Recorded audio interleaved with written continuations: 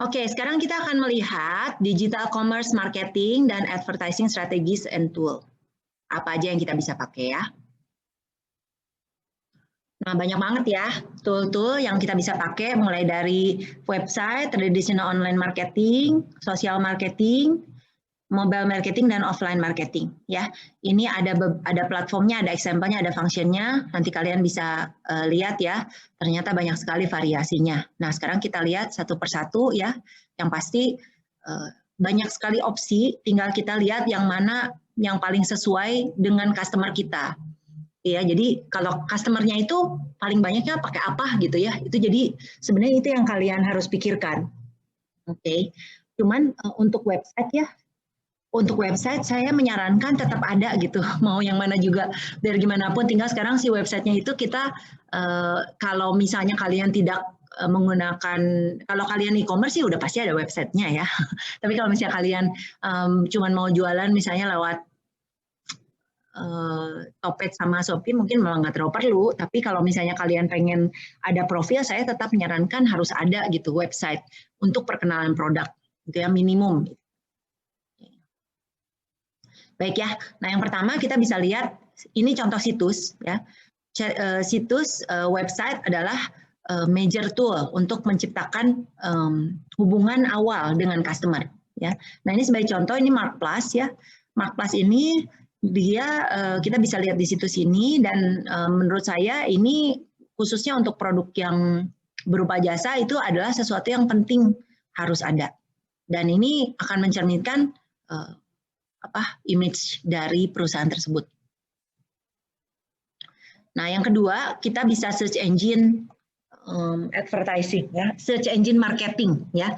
Nah, kalau yang disebut search engine marketing itu adalah fitur ya yang dimiliki oleh search engine, mesin pencari seperti Google, seperti Bing, seperti Yahoo, DuckDuckGo gitu ya.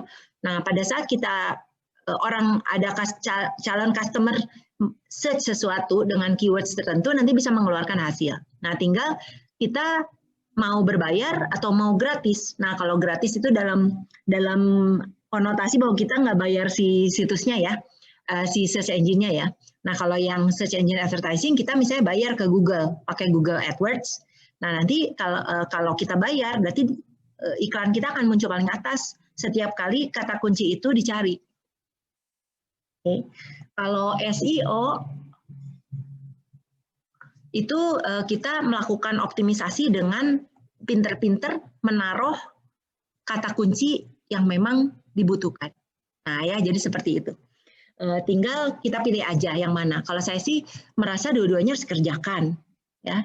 Oh ya, by the way, yang sekarang keren itu bahkan Instagram aja udah di hasil dari situs Instagram ya, apa yang dipasang di Instagram itu sekarang bisa muncul di search engine. Ya, itu yang keren banget. Nah, itu berarti apa? Berarti seperti Instagram juga akan berpotensi untuk dioptimalkan dalam search engine. Nah, biasanya tuh kita harus pintar-pintar ya, kata kunci atau bagaimana kita mendeskripsikan itu berarti menjadi sangat penting untuk dilakukan. Ya, ini contohnya. Biasanya kalau yang ads muncul paling atas di halaman ke-1, sisanya ke bawah adalah yang memang tidak berbayar ya. Selanjutnya. Nah, ini kita perlu pahami ya, dalam search engine marketing itu ada berbagai istilah ya yang digunakan. Yang pertama pay per click. Pay per click ini adalah iklan pencarian jenis utama dari iklan mesin pencari. Nah, biasanya kalau kita udah klik misalnya search tertentu lalu kita klik ads-nya, baru kita harus bayar ke si Google gitu ya. Itu pay per click. Berapa klik yang didapatkan itu yang dibayar ke Google. Kemudian atau kalau misalnya sumbernya dari situs lain, berarti kita bayar ke klik ke si publisher itu, web publisher itu. Yang kedua, keyword advertising ya, ini biasanya pakai AdWords ya, kita Google AdWords. Pedagang membeli kata kunci melalui proses penawaran di situs pencarian dan setiap kali konsumen mencari kata itu, iklan tersebut muncul di satu tempat di halaman tersebut. Nah, kita juga bisa pakai network keyword advertising ya, ini biasanya pakai AdSense. Publisher menerima iklan yang ditempatkan oleh Google di situs web mereka, menerima biaya dan mereka menerima biaya setiap klik tayang.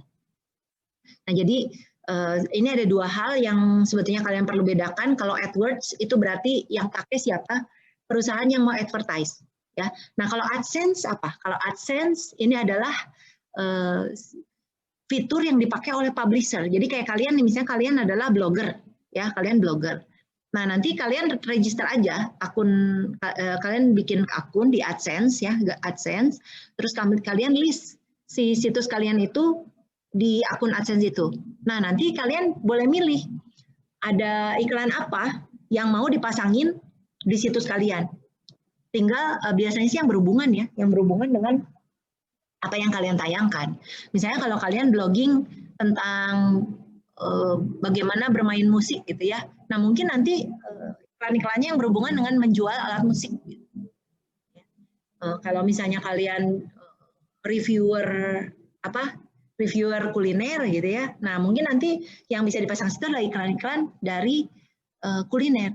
Ya, jadi dan bisa berpotensi pembayaran yang luar biasa. Oke, selanjutnya kita juga kenal ada yang namanya display ads.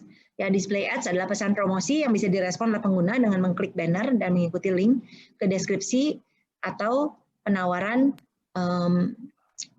produk. Nah, iklan bergambar ini biasanya bisa bergambar, bisa iklan spanduk, multimedia, iklan video, dan sponsor.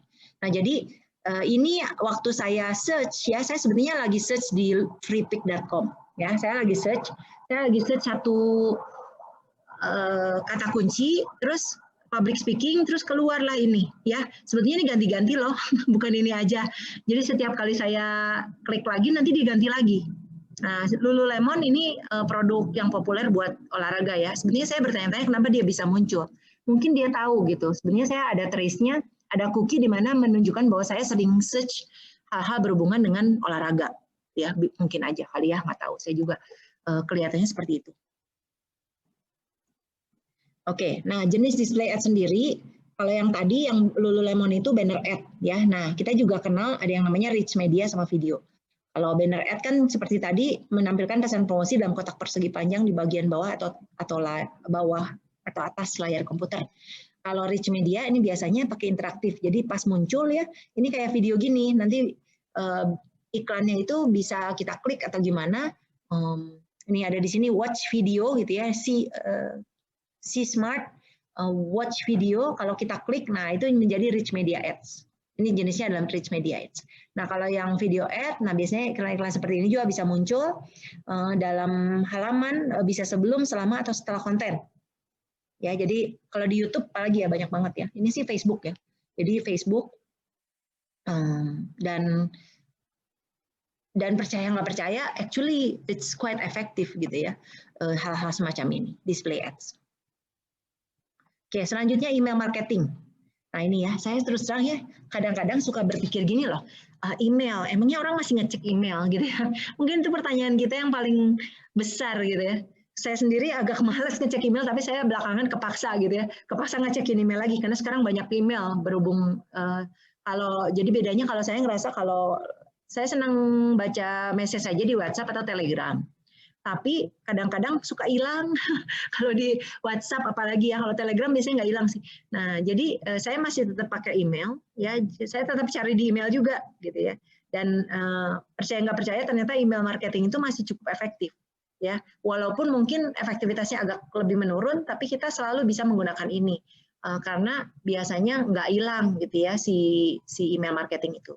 Nah untuk membantu kalian melakukan email marketing itu banyak tools.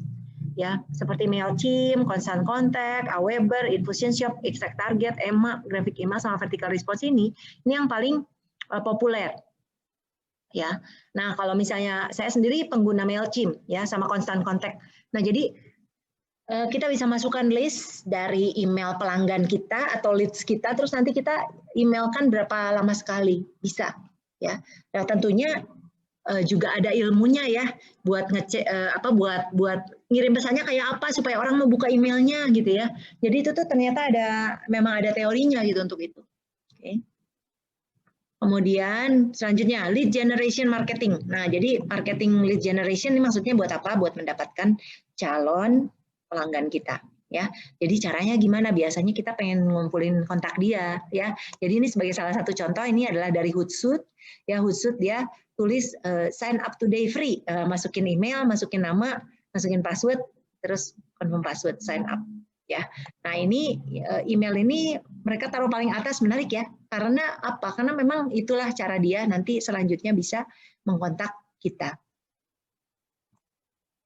Oke, selanjutnya affiliate marketing. Affiliate marketing ini kayak referral gitu ya, semacam itu ya. Jadi affiliate marketing itu melibatkan perusahaan yang pasang logo atau iklan spanduknya di situs web perusahaan lain, ya, tempat pengguna situs mengklik situs afiliasi. Nah, ini ya yang saya tampilkan gambar ini adalah salah satu top affiliate website untuk Amazon.com. Gila ya, dia keren banget nih. Ya, situs ini dia sebenarnya situs affiliate ya. Dia bisa sampai 2,4 juta visitor. Ya, situsnya namanya This is why I'm broke. Inilah kenapa saya bokek gitu ya, istilahnya kalau Indonesia ya. Nah ternyata ini cool banget. Karena apa? Karena dia mengumpulkan semua coolest gadget, gift, tag, ya pokoknya semua yang aneh-aneh dari Amazon di showcase di situ. Ya, keren banget ya. Dan ini dia bisa sampai menghasilkan sampai 20.000 plus per bulan dari Amazon. Nah makanya ya kayak kalian nih ya, aku selalu berharap generasi muda seperti kalian try this gitu ya, give it a try, bikin blog kamu, bikin situs kamu sendiri, ya bikin situs kamu sendiri, apalah kamu senangnya apa, cintanya apa, boleh, atau nggak usah gitu sih. Saya sebenarnya kadang-kadang kemarin sempat ya nonton video yang pikir-pikir lucu banget. Jadi dia bilang gini, kalau kamu bingung karir kamu apa, rule number 1 katanya, jangan ngikutin passion kamu, katanya gitu. Loh, kenapa nggak ngikutin passion kamu? Karena dengan passion, misalnya nih, passion kita itu hobi. Tapi yang anggap aja nih, hobi olahraga. Kamu bukan atlet, kecuali kamu atlet, ya. Kamu bukan atlet, hobi olahraga, terus kamu mau berkarir di olahraga. Waduh, itu belum tentu kamu bisa hebat gitu ya dan menghasilkan uang dari situ loh. Dan kalau misalnya atlet, banyak atlet yang bokeh loh, penghasilannya nggak ada gitu ya. Paling kecuali kamu juara-juara ya. Nah jadi gimana? Oke, kita pindah setir lah sedikit. Nggak bisa jadi atlet, kita bikin blog soal kita bikin situs review yang menyangkut dengan hobi kamu, boleh gitu ya. I think it's something possible. Terus ya mungkin kalian yang hobi makan kayak ya bikin apalah gitu ya. Terus kalian pikirkan gimana bisa bikin ini jadi affiliate site, kemudian juga cari kamu aktifkan AdSense dan lain-lain ya. Mudah-mudahan kalian berhasil. Oke, selanjutnya ada viral marketing ya. Nah, viral marketing ini adalah bentuk pemasaran sosial yang melibatkan pelanggan menyampaikan pesan pemasaran ke pemasaran perusahaan kepada teman, keluarga, dan kolega. Nah ya, saya tuh sebenarnya ada beberapa contoh ya untuk viral marketing, tapi yang ini menarik sekali ya. Jadi saya pengen kalian lihat untuk yang ini. Bentar ya, aku stop dulu. Ya, aku langsung aja klik ke sini. Keren banget ya. Jadi berhasil sekali. Yang menarik itu ya. Bentar. I forgot what I was gonna say.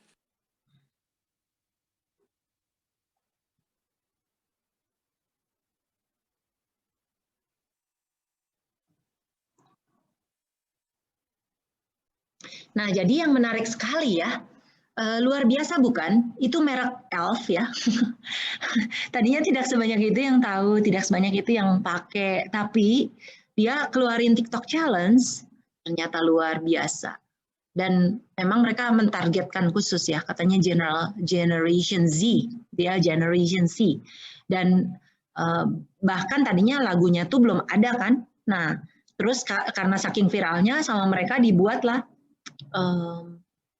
sebuah lagu yang nyanyinya Taylor Swift and Ariana Grande ya. Kalian tahu sendirilah itu mereka berdua beken banget gitu ya. Jadi luar biasa dan buat mereka tadi berdasarkan video 27 juta dolar ya yang mereka dapatkan dengan penjualannya meningkat sampai segitu banyak. Coba gila, keren banget ya. Nah, jadi kalian bisa kreatif juga loh untuk bikin challenge seperti itu. Dan ini salah satu campaign yang luar biasa berhasil menurut saya ya. Banyak contoh lain ya, bisa dilihat juga. Tapi saya ini menarik banget, saya pengen kalian tahu ya ada TikTok challenge dari Elf yang ternyata luar biasa. Oke, selanjutnya kita juga kenal social marketing and ads ya. Social marketing and ads. Nah, ini melibatkan penggunaan grafik sosial untuk mengkomunikasikan citra merek dan secara langsung mempromosikan penjualan produk dan layanan. Ya, jadi ini social marketing itu maksudnya biasanya untuk pesan-pesan sosial gitu maksudnya. Ya, jadi bukan buat jualan atau gimana, tapi untuk menyadarkan masyarakat sesuatu. Tapi kita selipkan gitu ya brand kita. Nah, jadi kayak gini nih, Head and Shoulder. Ditulisnya I don't want forest destruction in my shower gitu ya. Nah, jadi dia pasang itu, dia mengingatkan bahwa sebetulnya mereka cinta alam, kemudian mereka menggunakan produk mereka ya intinya mempromosikan green movement gitu lah ya. Jadi seperti itu. Nah, kalau yang kanan ini iklan dari Ugly Truth, Your Beauty Up in the Smoke gitu ya. Nah, jadi ini nunjukin oke, jangan merokok gitulah intinya mah ya, dan ini memang akan berpengaruh sekali ya sebetulnya.